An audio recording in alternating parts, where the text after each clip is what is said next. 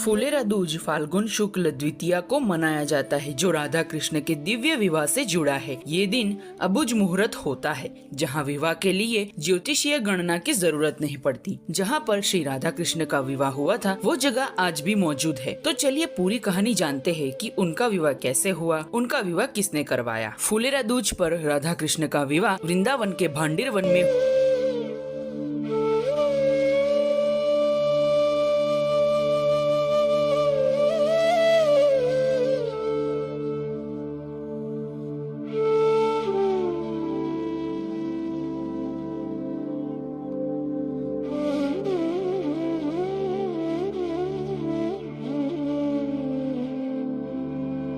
में हुआ था, जिसे पौराणिक ग्रंथों गर्ग संहिता में प्रेम का प्रतीक माना जाता है। भांडीर वन में भांडीर बिहारी मंदिर है, जहाँ राधा की मांग में सिंदूर भरते श्री कृष्ण की मूर्ति है। और ऐसा कहा जाता है कि इस जगह पर, इस मंदिर में वही लोग आ पाते हैं जो राधा कृष्ण के विवाह के समय वहाँ पर मौजूद थे, चाहे वो किसी भी रूप में हो, पेड़ पौधे जीव जंतु। तो अब हम जानते हैं कि उनका विवाह कैसे हुआ। एक बार की बात है, नंद बाबा छोटे से कृष्ण जी को लेकर भांडीर वन में गाय चराने आए और अचानक से बहुत ही भयंकर तूफान आया और उनकी सारी गैया इधर उधर भागने लगी। तब राधा रानी अपनी सखियों के साथ वहाँ से गुजर रही थी। तब नंद बाबा ने राधा रानी और सखियों को बुलाया और नन्हे से कृष्ण को संभालने को कहा कि मेरी गैया तूफान के कारण इधर उधर चली गई है, मैं उनको ढूंढने जा रहा हूँ, तुम कृष्ण का ध्यान रखो। इतना कहकर नंद बाबा चले गए। राधा रानी और श्री कृष्ण जी दोनों ही बाल्य रूप में थे। अचानक आकाश में बिजली चमकी और राधा कृष्ण अपने 16 वर्ष की उम्र जितने हो गए और साथ में सखिया भी खड़ी थी और राधा कृष्ण के विवाह की तैयारी होने लगी। वहीं अचानक से ब्रह्मा जी प्रकट हुए और प्रार्थना करने लगे कि मैं इनका विवाह करवाऊंगा। और वैदिक रीति से राधा कृष्ण का गांधर्व विवाह संपन्न हुआ और आज भी वहाँ के 2 पेड़ राधा कृष्ण के विवाह की निशानी बने हैं, जिसमें एक पेड़ राधा रानी जितना गोरा और दूसरा पेड़ श्री कृष्ण जितना थोड़ा सावला है। यहाँ के 5000 साल पुराने बरगद के नीचे गांधर्व विवाह की मान्यता है और इसी जगह को राधा कृष्ण के विवाह का